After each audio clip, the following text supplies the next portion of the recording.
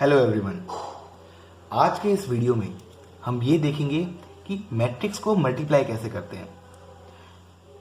तो चलिए शुरू करते हैं।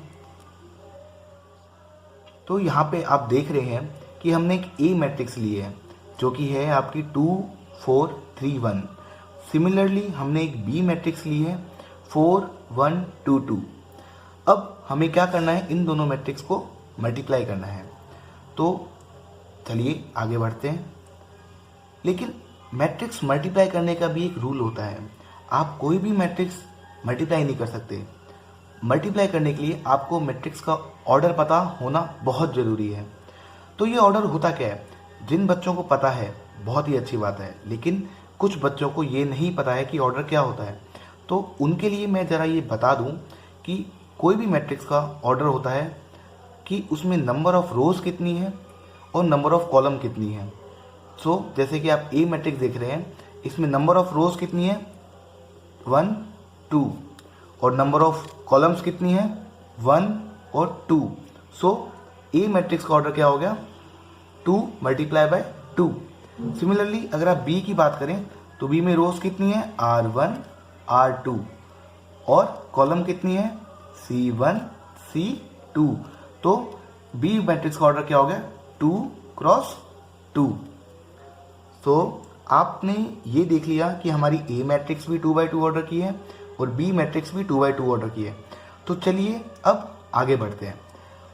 तो सब हमने अब ये मैट्रिक्स का ऑर्डर जान लिया है। तो अब ये ऑर्डर क्या हेल्प करता है आपकी मैट्रिक्स मल्टीप्लाई में। आप कोई भी मैट्रिक्स को जब भी मल्टीप्लाई कर सकते हैं जब ए मैट्रिक्स की नंबर ऑफ कॉलम्स और बी मैट्रिक्स की नंबर ऑफ रोज आपकी इक्वल आए, जब भी आप उन दोनों मैट्रिक्स को मल्टीप्लाई कर सकते हैं। नहीं समझ में आया कोई बात नहीं, यहाँ पे देखिए। जैसे हमने ये देखा था ए मैट्रिक्स का ऑर्डर क्या है 2 बाई 2 और बी मैट्रिक्स का ऑर्डर क्या था 2 बाई 2। यहाँ पे ए मैट्रिक्स की कॉलम क्या है 2 और बी मैट्रिक्स की कॉलम क्या है 2, मीन्स 2 and 2 सेम। अब बात आती है कि जो नई मैट्रिक्स बनेगी।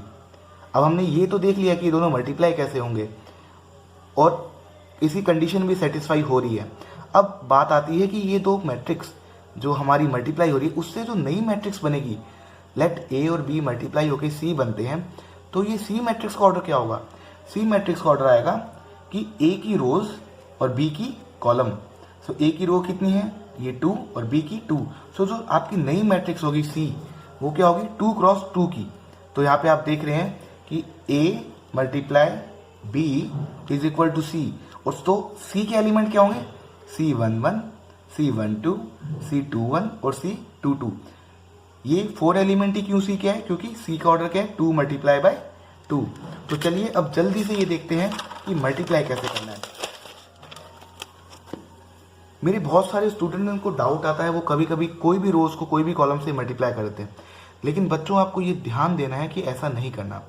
मैं आपको एक ऐसा फॉर्मूला बताता हूँ इसके अंदर कि आपको क्रैमिंग करने की बिल्कुल भी जरूरत नहीं पड़ेगी।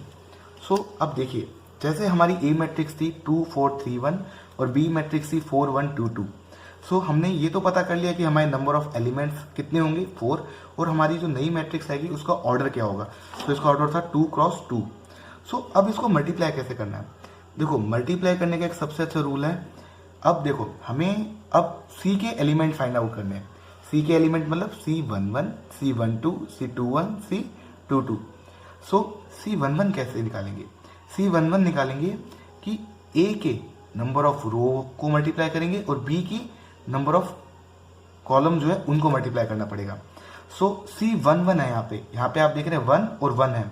हमें क्या करना पड़ेगा, A की रो और B की कॉलम को मल्टीप्लाई करना है एलिमेंट्स को। कैसे, जैसे A के रो में एलिमेंट क्या है 2, 2 को आपको मल्टीप्लाई करना है 4 से। 4 कहाँ है यहाँ पे C1, मतलब B की कॉलम 1 के एलिमेंट से मल्टीप्लाई करना है।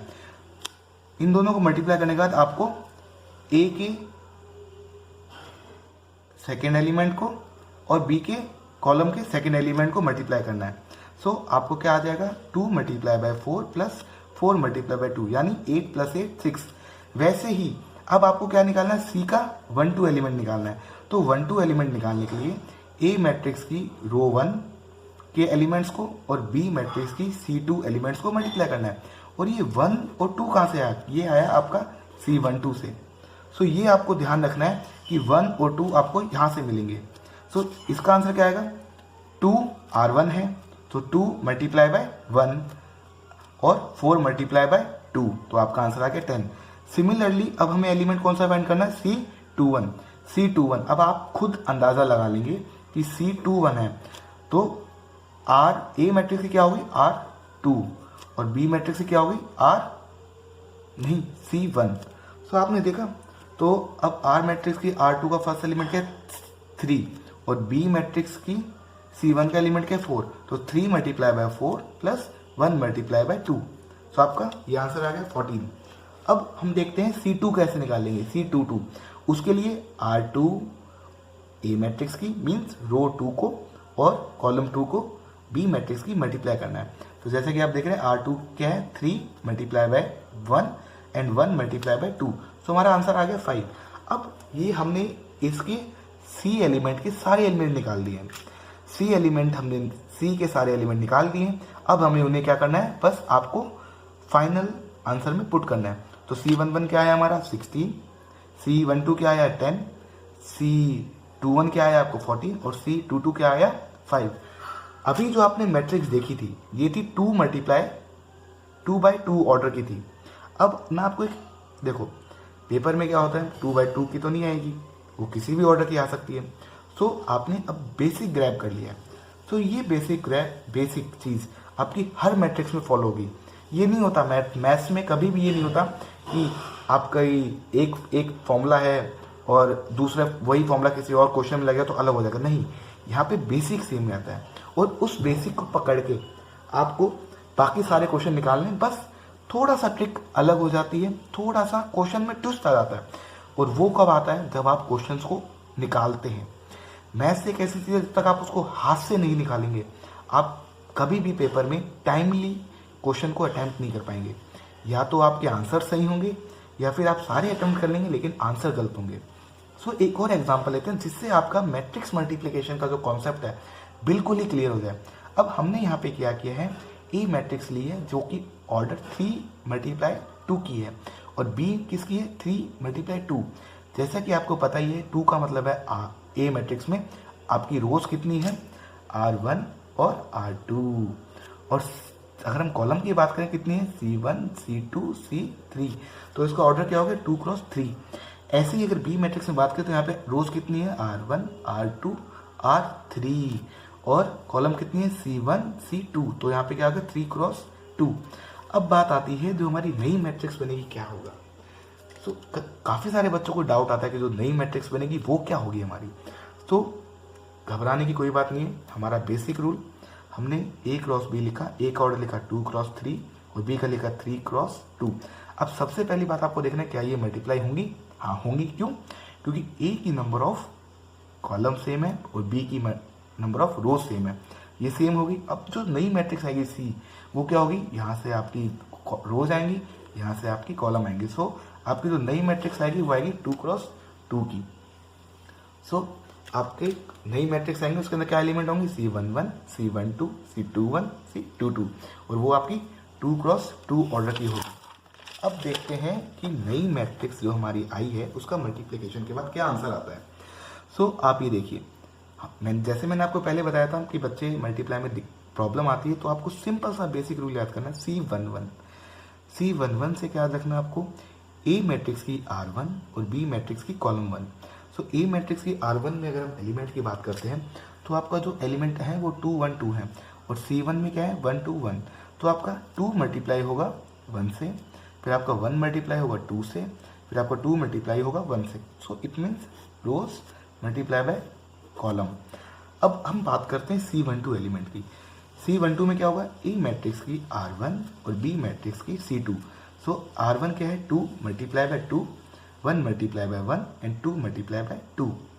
तो आपका ये आंसर अगर आप सॉल्व करेंगे, अब देखो मैंने आपको बेसिक बता दिया है। अब मैं हर बार ये नहीं बताऊंगा कि आंसर कैसे होगा। सो हम C21 और C22 डायरेक्टली निकालते हैं जो कि होगा R2 मल्टीप्लाई बाय C1 और C1 के लिए और कॉलम 2 का जो एलिमेंट है C22 वो होगा R2 मल्टीप्लाई बाय C2। सो आपका जो फाइनल आंसर आएगा इसका वो आएगा 6969। सो आपकी जो नई मैट्रिक्स है वो 2x2 ऑर्डर की है, और मैं आशा करता हूँ आपको ये कॉन्सेप्ट बिल्कुल समझ में आएगा। तो बच्चों देखो, घबराने की बिल्कुल भी बात नहीं है मैथ्स में। ये हमने यहाँ पे 2x2 की करी, 2x3, 3x2 की करी। अब कोई भी मैट्रिक्स आई, मुझे पता है कि आप मेरी वीडियो देखने के बाद आराम से कर सकते हैं। अगर आपको वीडियो पसंद आती है या फिर आपको मैथ्स में कोई भी डाउट होता है, तो मैं ये नहीं कहूँगा आप सब्सक्राइब करिए, कुछ करिए, आप सीखिए। और अगर कोई भी कॉन्सेप्ट में डाउट आता है तो मुझसे पूछिए, मैं उसकी एक वीडियो बना के आपको ज़रूर शेयर करूँगा जितनी जल्दी हो सकती है।